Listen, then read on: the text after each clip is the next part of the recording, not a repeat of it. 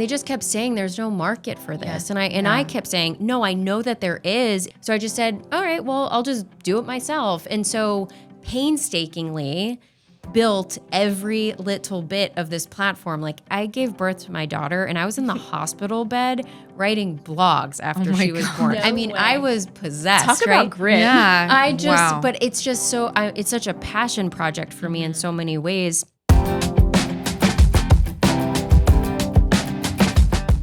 Hi, everyone, and welcome to My Lawyer Friend. I'm your host, Ann Easton. And I'm your co-host, Brittany Ledford. We're here to break down legal topics and lifestyle commentary with our lawyer friend, Ann. That's us, casual, informative, and always real. Let's get into it. Before we start, the information, opinions, and recommendations presented on My Lawyer Friend podcast are for general informational purposes only and shouldn't be construed as legal advice on any subject matter. You shouldn't act or refrain from acting on the basis of any content included on this podcast without seeking legal or other professional advice.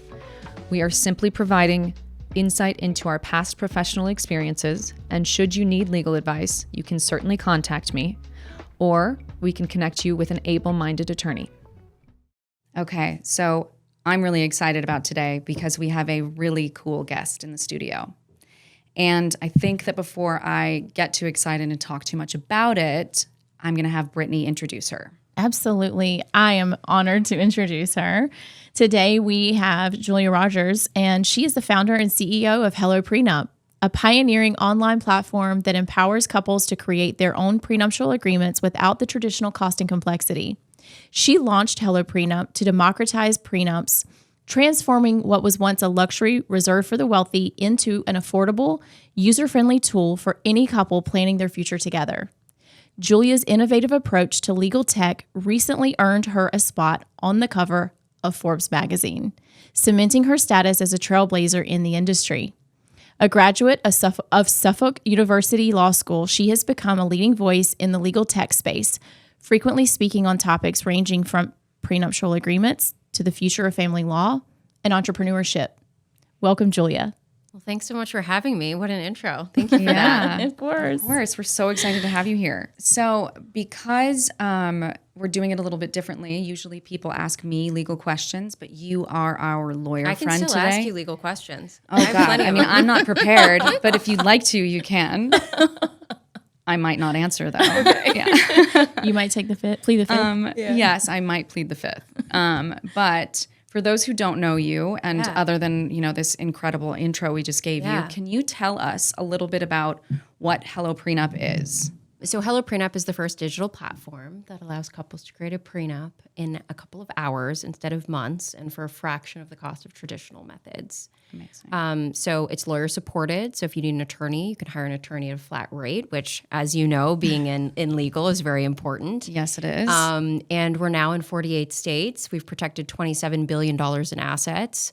Wow. And helped hundreds of thousands of couples at this point. So I'm that's really proud of amazing. what we've built.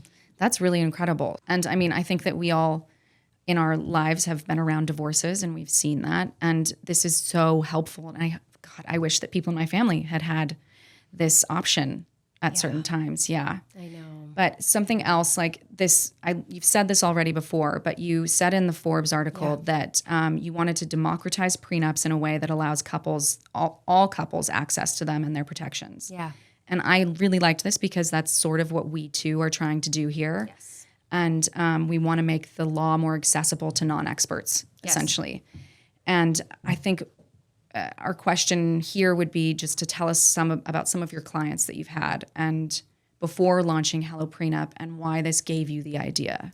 Yeah, absolutely. Yeah. So HelloPrenup customers are across the board. Right. They are celebrities, they are billionaires, they are regular everyday people with nothing but student debt. Yeah. Right? Yeah. I know. So what I love about the platform is it really does serve everybody. Right. What inspired me was actually this one really messy prenup case. So this one specific prenup case I was working on, the client was the son of billionaires, right? And he did not care about money. He did not care. He was getting married in about a month and a half. his parents said to him, you need to sign a prenup Right, of or course. we're going to disinherit you. Whoa. He goes to his fiance. He's like, we got to do this. She's like, no, you're not bamboozling me with this a month before the wedding. Yeah. And it was really, really messy because his parents just thought they could have the same prenup for him that they had for all of his siblings, who were, by the way, spread out all over the country in different states. The law was different. Yeah. And what was so hard was, what I found so frustrating was that his future wife did not understand how the prenup could protect her. And because of the way it was presented and the fact that his parents were pushing it, and his parents were the ones finding the attorneys and saying, sign this or we're not paying for the wedding. That invitations have gone out, dress is ready to go. Yeah. Like they're getting all geared up. It's like 4+ weeks away. And it's so uncomfortable. It does. It feels like an attack taste, almost. Yeah. And she very much took it as an attack. Yeah. I mean, to the extent, and this whole process was rocky. They did end up signing a prenup. They did end up getting married. Okay. They are still happily married. Good. She still does not talk to her in-laws because of this experience. Wow. And I just found that so sad. Yeah. So it was a combination of that, combined with the fact that I was working in a law firm and I was speaking to all these potential prenup clients. Right. And they all had the same complaints. They were like, this is so expensive. My firm at the time, the retainer was $3,500. Yeah. And $495 an hour, right? And they were like, if I have to choose between flowers and a prenup, I'm going to choose the flowers. Oh, yeah. Right? Totally. It took a minimum of 3 months to draft the prenup because as attorneys, I mean, and logically, right? Yeah. You have to draft the document. You have to send it to opposing counsel. Like you go back and forth multiple times. Yeah, for sure. You talk to your client and then eventually you sign. But it does take time. Right. So a minimum of 3 months, that, unfortunately precluded a lot of potential clients from getting a prenup because they were getting married within that period. Yeah. And then the other thing was the autonomy. They just did not like the lack of autonomy and having to outsource that process to a divorce lawyer. And they would all say, why do I have to hire, we have to hire divorce lawyers? It's really uncomfortable. And so I just thought, you put those two things together and just to illustrate the example, if that couple I was telling you about, who was kind of pushed into getting the prenup by his parents, Right. if they had had the option of doing it themselves online, collaboratively, if they had the option to co-create that prenup, how would that experience have been different for the future wife, right? Insanely. She would have felt comfortable. She would have felt like she's protecting herself. Yes, he's protecting his inheritance, and she could even, arguably allocate herself more in a prenup than she could with just underlying law. But she just wanted nothing to do with it. So ultimately, I think, HelloPrenup came to be through this passion to solve for these inconsistencies, to solve for these uncomfortable conversations and high expense associated with prenups, which again was precluding so many couples from moving forward with this, what I consider to be an essential legal protection. Yeah, it absolutely is. Yeah. Well, I mean, that's incredible. It's a great story. From my knowledge of family law, I feel like I remember some of the basic components of a prenup agreement. I think I can think like of division of assets, spousal support, which you've already mentioned, inheritance and estate planning, and then maybe the validity of the agreement. Could you kind of tell our listeners what is in a basic prenup agreement? Yeah. So a prenuptial agreement is a legal document that is signed and notarized prior to getting married. Right. Prior to getting married is very important for people to remember because a lot of people are like, can I just do that after the wedding? I don't have time right now. Right, yeah. And what it does is allow you to dictate what is separate property, what is marital or community property, and how you want to manage those finances during the course of your marriage and in the event of a divorce. Right. Within that are a whole host of options, right? You can add a sunset clause, which says that the prenup expires at whatever wedding date you want, right? That might be 10 years, 15 years, 25 years. It's up to you. I love that. Yeah. I didn't know that. It's like you've put enough time and energy into the marriage. We don't need this anymore. Yeah. But I mean, it's still, anyway. There are equalization clauses that can be used when one party has significantly more wealth than the other. Right. Makes And sense. those allow, in certain instances, again, you can fully customize this, but those allow you to kind of dictate, like if one party's a stay-at-home parent, what does that look like? How are they adequately compensated? How do they have their own access to finances in the case that they're not working outside the home earning a paycheck? Right. You can even include, one of the things that I'm really energized about is our newest clause that is about embryos, protecting embryos. Oh, wow. And reproductive material in a prenuptial agreement, which I think is incredibly important, especially in today's political environment where there's so much up in the air about what happens to this reproductive material in the event of a divorce. I mean, because they make like the actual embryo and it's both spouses. Yeah. There's some Their really child that messy they put, cases. Yeah, I'm sure. Really messy cases. I mean, out can there. you tell us about anything that you've come across in this There's regard? one case out of Arizona, and this was, I'm trying to remember that case name. Ruby Torres was the name of one of the litigants. And she and her husband had embryos that they had frozen prior to getting married because Ruby had cancer. They ended, and I'm really summarizing here, there are a lot of details. But upon divorce, the Arizona judge ruled that the embryos should be donated instead of going to Ruby, who wanted them. This was her only chance to have children. Her husband arguably could go out and still have kids. And that didn't matter because the court reasoned that they could not compel him to have children. Right. So Because that's actually the Eighth Amendment, right? That's like the right to family planning, I guess. It's Yeah, for the same it's reason that interesting. they couldn't make someone get a vasectomy if they were, a detriment to society. Or I think the argument cuts both ways because now we have, anti-abortion laws, and isn't that compelling a woman to be a parent? Right. Anyway, I know. Yeah. I digress. We digress. I digress. Yeah. But, so situations like that, I think, are really unfortunate, and especially for women. And a lot of people go into fertility clinics and, they're going through this process of IVF. I know I've had friends who have gone through it. And you don't even know if you're going to get one embryo. So you're just I'm going to sign whatever I need to sign. Check. You're not reading anything. Yeah. And unfortunately, if you don't have this in a prenuptial agreement, that document that you just signed willy-nilly at the clinic is what's going to control your destiny. Totally. So if you have this in a prenup, then the prenup will control because it's a contract between you and your spouse. Right. Yeah. And the courts will abide by that, whatever you included in that clause. So, yeah. Interesting. I feel like that was something that I was able to select when I froze my eggs as well. It is. Yeah. And you can say what you want to do with them when you've passed a certain age. It's like if you've gotten to 55 or something and above. Yeah. Do you want them they have destroyed or donated? What do you want to do with these it's definitely eggs? a part of the paperwork. I went through it as well. Yeah, for I didn't have sure. embryos. Same thing. I froze my eggs. Same, and it's the same. But I'm assuming that you're saying that Ruby actually went through a similar process, signed that paperwork in the clinic, but didn't have an ironclad actual prenuptial agreement. She didn't. So they're basing this off of then the paperwork that she signed in the clinic, thinking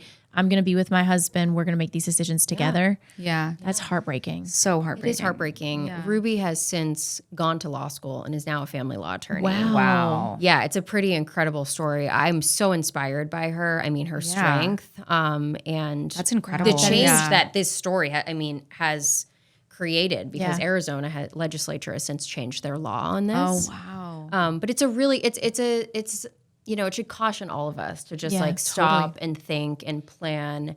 And if you're going to be making these big life decisions like freezing embryos and getting married, right, you should be getting a prenuptial agreement and having those really important conversations. And I mean, it's it's like family planning. I mean, I know that so many people who are religious go to counseling, couples counseling before marriage. This should be part of that counseling. I think a lot of people, though, come into a place when they're happy and they're excited and all the fun, the good feelings are happening. It's like you're ruining the romance. I had a woman tell me once who had 5 children with her husband she actually worked with every day. And I made a comment that, I was buying a home as a single woman dating. And I was like, this will be my home, my place. If I ever get married, I always will have this home. It's mine. Right. It's an asset. And I can either, if I got divorced, I can come back to this home or sell it in, whatever. I have options. And she said, well, if you're considering a divorce before you get married, you shouldn't even be getting married. And I was thinking to myself, gosh, that's really scary to think that way, that it's not taking the romance out of it. It's just being realistic of the what ifs. Well, and not everyone thinks the same. So no fault to her, but it is something that we, these days, I think we've already assessed that you're very rational because you're a Virgo. Yeah. So how would you respond to that comment? Yeah. And, you being a family attorney in general? I think that a prenup is one of the best financial tools women have to protect themselves. It allows you to have important life planning conversations and equally as important, financial conversations about expectations before marriage. Why wouldn't you do that? I mean, people think like, oh, it takes the romance out of marriage. Why are we talking about a divorce? You're not talking about a divorce. You're talking about how you're going to live your financial life as a married couple. Yeah. Right. And so I caution people to pause for a moment and think about what are the other things you're going to have to do when you get married. You're going to have to file taxes. Is there anything less sexy than filing taxes? Dear God. I don't think so. No. Personally, that's my least favorite thing to do. Yeah.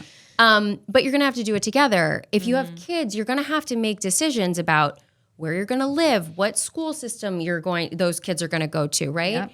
And like all of these decisions every single day that are based off of finances. So why wouldn't you have this conversation first? And I also think specifically for women, the vast majority of women are the ones who are the caretakers or stay-at-home parents, right? There's something called the motherhood penalty. When women have children, their earnings go down. Meanwhile, your husband's earning trajectory is going straight upwards. Yep. How are you protecting yourself? I have so many friends who were incredibly successful career women. They got married. They chose to stay home with their kids for like 5-6 years. Yep. And now they're in a position where they have no money of their own and they have to ask permission if they want to go to like Target and buy a sweatshirt.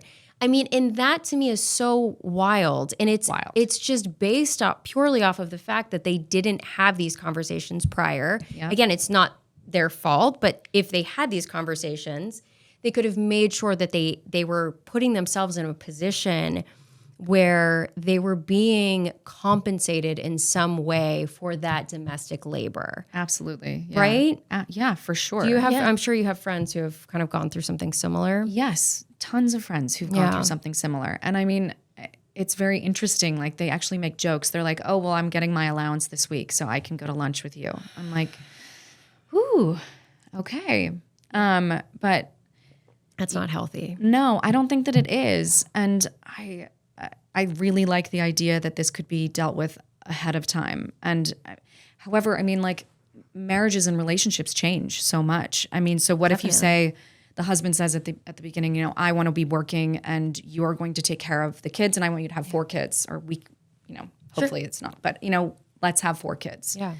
What if at some point she says, I would like to go back to school and I want to become a lawyer and we need to get a nanny. Yeah. Like, does that agreement change? Do they amend it? You can amend a prenuptial agreement. Okay. It's done differently in certain states. So in some states, it's called a postnuptial agreement. In some states, it's just literally an amendment to the prenup, right? Okay. I think a really well-drafted prenup will take into account all of these life potential possibilities. Okay. Right. Okay. But I also think what's really important, and that can't be accounted for in any legal document, is the communication you have to have with someone to sustain a marriage over time. Right? Yeah. Like a prenup isn't going to solve for all of that. It's going to force you to have some of those conversations. Yeah, exactly. Yeah. A lot of the most important ones, in my opinion. But you're still going to have to really ensure that you have good communication skills. And what better way to head that off than with a prenuptial agreement before you get married? Yeah. Because if there are any underlying communication issues there, what I would suggest people do is address those now. Totally. Don't wait until you have kids and a mortgage and hectic schedules. Make sure that you're making time for that communication before you get married. For sure. That's absolutely true. So I'd like to ask you actually about these claims other family attorneys have made that because there's a cheaper option for preparing these prenup agreements that don't include attorney review, that these agreements are likely to be invalidated in court. Can you share your confidence behind these fillable prenups that don't get final attorney sign-off? Absolutely. I mean, first and foremost, HelloPrenup was created with legal validity in all of our 48 states Right. and enforceability in mind. You know, attorneys have gone through every single one of these agreements. And even if you don't use an attorney, someone has gone through that and edited it, right? Because there was someone else in your state who's used an attorney. Right, totally. I think also attorneys are really resistant to change. I mean, this technology is going to revolutionize family law. Yes. Absolutely. That is incredibly important. Yeah. If you were to go back 15 years, there was a study that said only 5% of all marriages had a prenup. Wow. There was a study in 2023 that stated 47% of millennials and Gen Zs have a prenup, right? Wow. The reason that number has grown so substantially is because there is greater access to prenuptial agreements. So attorneys say all the time, oh, you can't create a prenup without two attorneys involved. That's not true. That's simply not true. And they get upheld all the time, even without lawyers. We had one customer in particular, he wrote us a review that his California prenup, neither party had an attorney, was upheld, and HelloPrenup saved him $95,000 in attorney's fees. Awesome. Which is amazing. I also think that what we are guaranteeing is access, affordable, accessible access to flat fee legal services in the instance that a customer wants that, right? Their alternative, if they were to go the traditional route, is pay thousands of dollars. And now there are some people who are always going to do that, and I welcome them to do that, right? Yeah. Many of them probably use our website, helloprenup.com, for information pertaining to their state's laws and requirements. Right. And then they go hire, traditional attorney. Great. That's fine. That's what we're here for, to offer free information, access to information. Yeah. But for those attorneys who are really concerned about the creation of prenuptial agreements on an online platform, I welcome them to, come have a conversation with us about how high our standards are, because this is one of the most important aspects of the platform is validity and enforceability. For sure. And I mean, I would arguably say that it is attorney reviewed because you have painstakingly, I'm sure, reviewed every single one of these fillable forms. This is exactly my point. So we have attorneys in, every one of our states, and let's use the example of New York, right?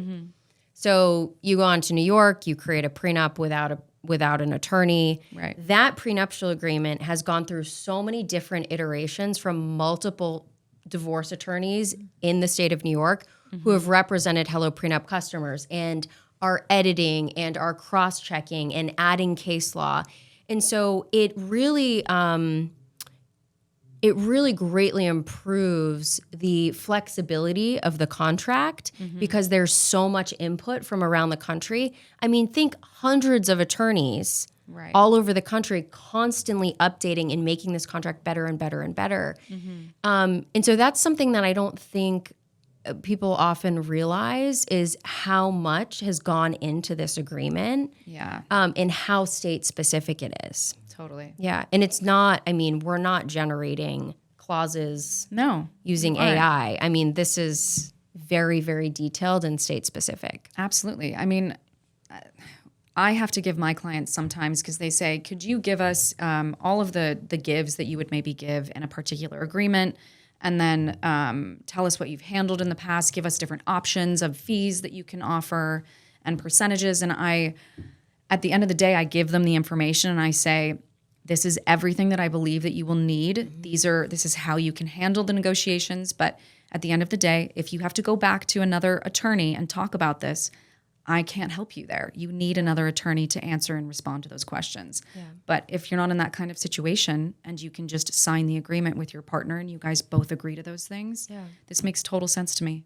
Yeah. Thank you. Yeah, you're welcome. Yeah. Okay, well, Julia, thank you so much for all of this information, for answering my legal questions. And we will have a short break and we're going to come back and talk with Brittany and obviously me as well about the business side and some fun things. Amazing. Yes. Wait. Thank you so much. Thank you. All right. And we're back. And that was a great segment, ladies. I learned a lot as the non-attorney in the room. A lot of shaking my head, right? I'm like, I get it now. This makes a lot of sense. So I'm excited because this empowers so many people. And obviously I'm an advocate for women. I'm a woman. And I like that this is headed in that direction. You know, I've learned a lot about you today, but I've done my research as well, and I understand that HelloPrenup has taken 20% of the prenup market already, maybe more by now, and was wondering what your thoughts were on where you see the trajectory of this company going in the next 5 years. Yeah. So our goal is always to democratize access to prenups and information in family law. And what I'm most excited about is just continuing to support our customers with their journeys through relationships and life, what that looks like from a legal perspective. And so we're just going to continue building. We want to continue to offer access to free information to anybody who's looking for it relating to prenups and anything adjacent. And so, yeah, that is what is most interesting to me, is democratizing access in family law. For sure. I love that. And it's inspiring. And I have to ask you, getting to know you more, I have this burning question that I wanted to ask you on air is, what are the foundational experiences that you would say most shaped your career path and led you to where you are today to do something that is so disruptive in the market? I would say my mother. My mother is a family law attorney of about 45 years. Wow. So she was always such a zealous advocate of her clients who were going through some of the toughest times in their lives. And I learned so much from her, just the way that she communicated, the energy and passion that she put forth in educating people. Right. And I think that's where I really got this passion from, to make sure that access to information is free and accessible, and for everybody, right? Not just those who have the funds to call a law firm, pay an attorney a couple $100s an hour and get the answer. Yeah. I think that generally the world is changing rapidly, right? We've seen the rise of AI, and so many people now are leaning on AI tooling to get those legal answers that they need. Totally. So just it's really important to me that we're providing access to accurate, free information in a way that everybody feels like they have access to all the time. Yeah. Would you say that your mother, so I know your mother, you said you grew up kind of in this world. Your mother was a powerhouse. She was working in this industry, I guess you'd call it. And it sounds to me though that she was an advocate for those that maybe didn't have as much. Is that accurate? Yeah. So my mother is a very high net worth family law attorney, right? So she works with people who have plenty of money to pay her hundreds of dollars an hour to represent them. But one of the things that I observed growing up was that she would always give her time to those who couldn't afford her, even though she didn't have to. Mm-hmm. And when she and I first started working together, I would always say to her, Mom, like, you need to choose your time, like, you need to spend your time really wisely, right? Because you have all of these clients here who are booking time with you, who are spending thousands and thousands of dollars on retainers. And she would always say, but it's so important to give back. It's so important to advocate for those who cannot advocate for themselves. Mm-hmm. And the best way to do that in a society that is, or, you know, a legal world that is based on the billable hour, mm-hmm. is to ensure that you're giving at least, you know, a couple of hours a week as an attorney Yeah, for pro bono. Absolutely. It's very important. And so she taught me that really young. And it's something that's always stuck with me. And I think, again, is the basis for HelloPrenup. It's the entire site. A lot of people don't realize this, but the entire site started because I was just putting up free information on state law, both prenup law in enforcement and divorce law. And I just wanted to ensure that, again, it was on the internet free. If people chose to use it, fantastic. If they chose to go to a traditional attorney, great. But for me, it was really always people over profit. Yeah. And, maybe in business, that's not the greatest thing. savviest way to operate. But I think to be honest, I think it's really why we're where we are today, why we're the market leaders, because there's always that underlying authenticity is that You nailed it. we are focused on people. We are focused on couples. We are focused on those who are getting married and looking for legal protection. Totally. So that's kind of where that comes from. And I think the funny part is now it is more of a mainstream usage. You're saying you've got celebrities to billionaires to everyone in between. This is not charity. This is life now. Yeah. We are open platform. We are living the world. Like you said, AI, everything. I use this word a lot, but I say this new generation is exciting me because they are more communal. They think about the person beside them. They're a lot more conscientious. And you're really coming into something in a time where people are accepting it more and more. And I think it's very timely. Would you say maybe 15 years ago, it would have been a different path for you and maybe tougher for you to break through than just recently as the past 5 years than on all the progress that you've made? Yeah, definitely. And keep in mind, I started designing this platform in 2018. Yeah. So this has been a long road. Yeah. I mean, I can't believe it. You're right. It's almost 2026. Sometimes people, I mean, they're like, oh, wow, you built this company so quickly. Right, And it's like, well, really, but I was working as a full-time employee of a law firm. I mean, I was really busy. Barely had time for this. And I would wake up at 4:00 in the morning and I would hire engineers from abroad to build the platform. And again, it took a lot of time. I didn't have a lot of my own money. I didn't have an investment. It wasn't the easiest road. It wasn't really the quick path to success. So what would you say it would be like a word of advice that you might have for someone that has a great idea, but they don't really see how to make it come to fruition, but they believe in themselves? Do you have any advice for that person who has, let's say the unique business idea that they don't know where to start? Yeah, I get this question a lot. And I think first and foremost, you have to boil it down to the why you're doing it, right? Okay. Because I think if you are not, if you're not, pun intended, married to the mission, then you're going to go astray and you're going to start building and then you're going to see another path and it's going to be shiny object syndrome, right? Right, yeah. So it's really important you understand what your mission is and why you're doing it. And then I think the real step one is to just do it, right? Just start. Yeah. Just start. Take that first step. Yeah, totally. Back when I first started, it was literally just, I'm going to pay out of pocket engineers from abroad and we're just going to start building and we're going to see where that lands. I love that. Yeah. And it didn't matter, it didn't matter if it was going to take me 5 years or 10 years, I was going to do it. Yeah, exactly. And I mean, that's kind of where we are right now too with this idea and this concept. And that's why I think I reached out and I wanted you to come here and meet with us because it felt so similar to what we are wanting to do and accomplish here.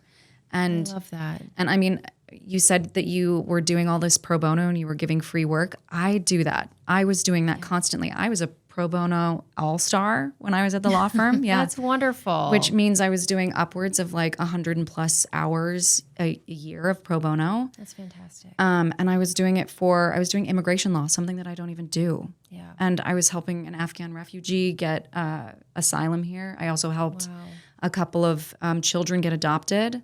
It's more important now than ever. Right? The immigration stuff is so confusing for people and it's so charged. Totally. And I mean, and they don't have the same access. And that's I think a lot of people don't know this. This is an incredible thing that large law firms do. And I mean, I think that large law firms are demonized in a lot of ways because they are so expensive, but they do a lot of pro bono work and they give their time back and we get incentivized to do the pro bono work, but a lot of people don't take as much advantage. And yeah, so it's part of why we did this, when we're trying to offer free insights. I don't like to call it advice because that's what the California State Bar has told me I cannot call it. But it's access, insights. I think even like you said, starting somewhere. And I think listening to this podcast, if you see a topic that is something that relates to you and what you might need right now, that if anything, it'll help you get that first step going. For sure. And, we have other exciting topics coming down the line, and I think it's going to be a smorgasbord. Just say it one more time. That word. Smorgasbord. Smorgasbord. Of topics it's a D that can relate to a wide array of different people. So it's not in just one specialty, and I think that's what I love about our project. And it empowers people. I keep saying this: we're in a time where we have a lot of complaints, don't we? It's like the economy, this and that, everything's expensive, and we're also in a time where these generations now, we're not choosing a career and sticking to that and retiring at 65 and enjoying the rest of our life. We want to enjoy our life now, but it also requires us to A, have a career, and then B, most of the time have a side hustle or 3. Yeah. And I think this is a resource that provides people that ability, to take that first step, to take that idea and make something of it. So thank you for that advice. I think it's so meaningful, and it definitely hits home for me. I know I've had many wild ideas, and we've started this, as you said. So for sure. Yeah. Just get up and start it. Just do it. And I mean, I have a quick question, because I know Britt has a few others, but you said that you didn't have any investments at the beginning. Yeah. When did you start getting investments? Was Shark Tank the first one? Yeah, Shark Tank was the first one and only one for a while, until very recently. Like within the last 6 months, we took investment from a wonderful VC called the Legal Tech Fund, and they only invest in legal tech. Nice. It's I'll write this one down. Yes. I'm happy to tell you more about it. Yes. And we really love working with them. But the reason that initially I pitched this idea to many VCs, I pitched to pitch competitions, and I got turned down. I mean, I couldn't raise money. I tried. And they just kept saying there's no market for this. And I kept saying, no, I know that there is, and my experience tells me there is, but that doesn't work in VC land. They want numbers, and I didn't have numbers to back me up. So I just said, all right, well, I'll just do it myself. And so painstakingly built every little bit of this platform, like every blog I wrote. I gave birth to my daughter, and I was in the hospital bed writing blogs after she was born. I mean, I was possessed. Talk about grit. Yeah. But it's just so, it's such a passion project for me in so many ways. And then, when it made sense to take investment, we were really careful of who we took investment from. Right. Because I believe that you should only work with people who are really aligned on your values and your mission. Absolutely. Totally. Who you enjoy working with. And so we've been very, very fortunate. I love working with Kevin O'Leary of Shark Tank and Nirav Tolia. He's the founder of Nextdoor.com. Right. We've also taken some investment from, like one example is New York City's top family law attorney. Her name is Lisa Zeiderman. And then, of course, the Legal Tech Fund. So, I'm really proud of how selective we've been throughout that process. That's definitely admirable. And my question that then comes up is, what is it in you that you think kept you going? You keep you're told no time and time again, and yet you keep going. What do you think that's about? Why? Because I think I went into family law because I really wanted to help people. I mean, at the end of the day, being a divorce attorney is in so many ways being half therapist, half educator, right? Yeah. You're sitting down with people during the worst time in their lives. And your job is to educate them on what's going to happen next so that they feel safe and secure, and strategize as to how to get them to the best possible place for their next chapter. And so ultimately, it's that love of helping people that I think fuels me even to this day. And I would hope that all founders feel that way about their businesses. I think it's really important. And I think it also is really transparent to those customers who are evaluating different options, and they're going to go with the option in the company that they believe is most authentic. And I believe that's HelloPrenup. Yeah, Absolutely. I think so too. This has been like Yeah. good information, but Yeah. I want to talk about you Oh. being a woman in power. Yeah. Well, I mean, does it feel like that? I mean, I have a friend who's also a founder, and I've kind of watched her skyrocket very quickly and seen things change. I mean, the biggest one is that her assistant travels with her. And she's like, oh, yeah, he's by my side at all times. I'm like, well, that's nice. I feel like my assistant, fantastic. right? I know. I'm so stoked for her. But like, what does it feel like? Do you feel any different than you did at the beginning? Does it feel more, I don't know, secure in a way? I feel so blessed that I get to work with the people I work with every single day. Yeah. I mean, I remember in the beginning, Lauren, who's my CMO, is the very first person I ever hired. I hired her on Upwork, right? Oh, wow. Yeah. Oh, my God. And I was just paying her by the hour, and we were just always trying to figure out different arrangements because, it was coming right out of my pocket. And now she's my CMO, and I get to work with her full time, and Awesome, I often travel with her. And I just feel so blessed to be able to do that. Same with my my head of legal, Nicole. She was one of the very first people that I hired as a contractor, and now she's my head of legal. How lucky am I that I am surrounded by these brilliant people every single day? So that to me is like the most meaningful change. I think there's an aspect of being a CEO that means you have some autonomy over your time. In some ways you have less. Yeah. But one of the things that I have prioritized at HelloPrenup is ensuring that all of us who are moms or parents, gender neutral parents, never have to choose between dropping their child off at school, going to recitals, and work. Yeah. And so we have this very flexible work, which again, I think, and a lot of us, our moms, has been really beautiful. And so although we work every single night late, although we work weekends and it's nonstop, I mean, literally nonstop. Right. Yeah. I love that I have the autonomy to drop my daughter off at school every morning. And it's like a requirement. You say, this is Yeah. non-negotiable It's for block me. time. Yeah. And if she wants to, if she has school vacation or something, she travels with me and she'll come. And I told you guys I film podcasts in New York, and she'll literally sit behind the glass and watch the entire podcast. And for her as a 5-year-old, she's absorbing so much. Yeah.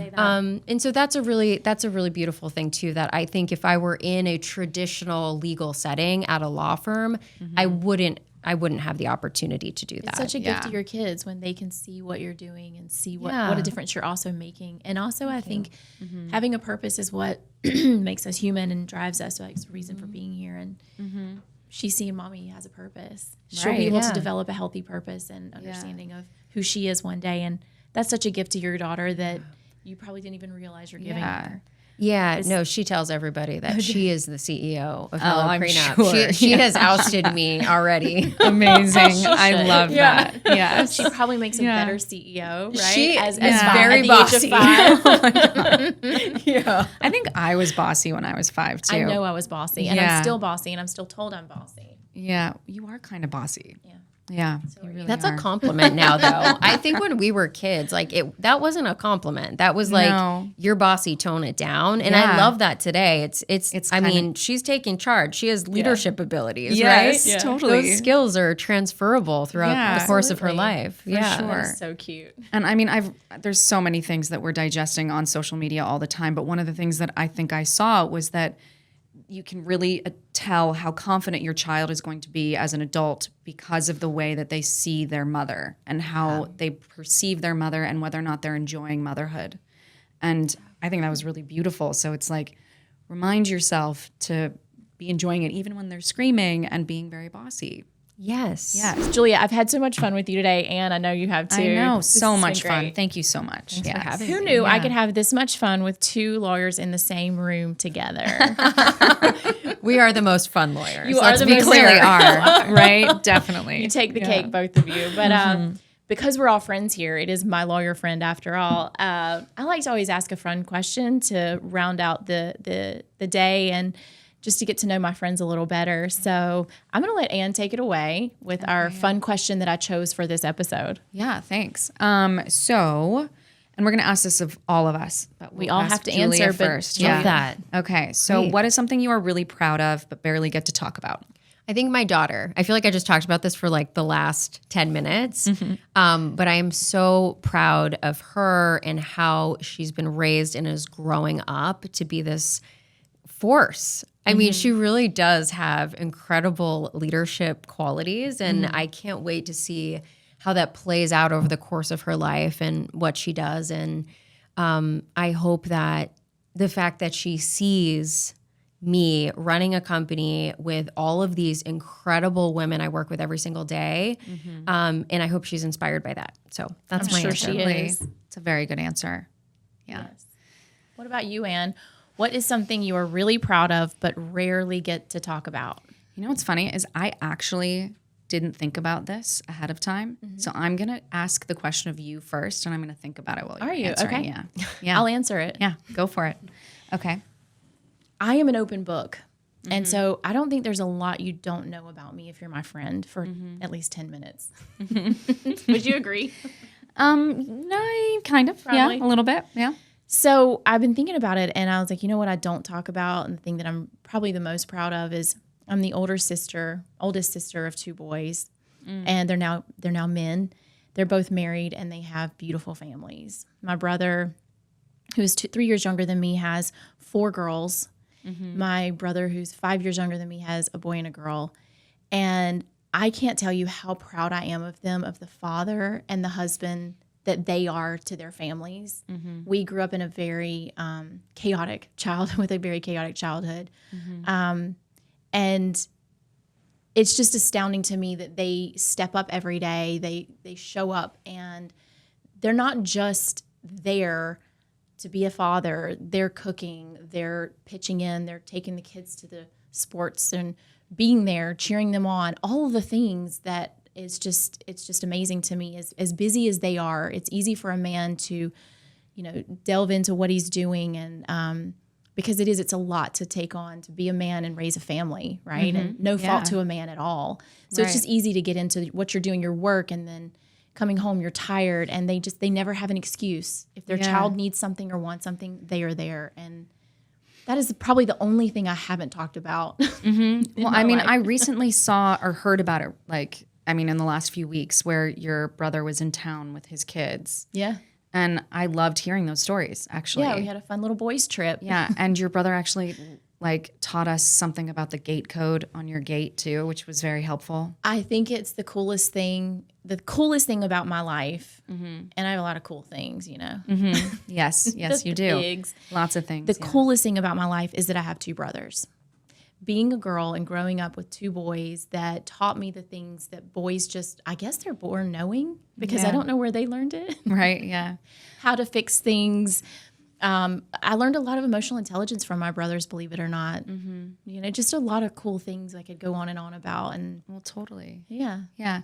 Well, interestingly, I think that because we all don't actually talk too much about our families in different, because I think that's an interesting thing that you said. Obviously, you're saying your child, you're now saying your nephews and your nieces, and I feel the same way. One of my nephews is actually in the studio today, and I haven't seen him in a few years, and I am so amazed at the man he's become and at all of the men that my nephews have become. I actually have 5 nephews, so I had 3 older brothers, and I also have 2 nieces from another a marriage, from one of my brothers. He basically is like the Brady Bunch, so they have 3 boys and 2 girls from separate marriages. And I am constantly amazed at how wonderful these boys are. They're conscientious, they're helpful, they're thoughtful, they're kind, they're so intelligent, and they're funny, and they're all so unique. And I don't really get to talk about them that much because they're not my children. But I do adore and love them all. Isn't that cool? There's so many of them, and yet all of them have some qualities. They're all someone you can be proud of. Yeah, absolutely. That's such a blessing. It really is. I know I feel blessed for sure to have that, and something I definitely do not take for granted ever. I know. I mean, at the end of the day, I think our families are the most important thing in our lives. Yeah. Actually, we're talking about family law today. How appropriate. I know. This all kind of ties in together. Totally. It certainly does. You brought all the feels to us today, Julia, for sure. Yes. Thank you so thank much. you. This Thanks has for been having me. amazing, as I like to say, amazing. So, yeah, I'd love to have you on another time. And I mean, maybe we'll see you in New York. Maybe see you in New York. Possibly. That sounds good. I'm there all the time. Let me know. Absolutely. Amazing. Thank you. And let's wrap it up, Britt. If you have any questions or other topic suggestions for us, please share at hello@mylawyerfriendpodcast.com. Thanks so much, everyone.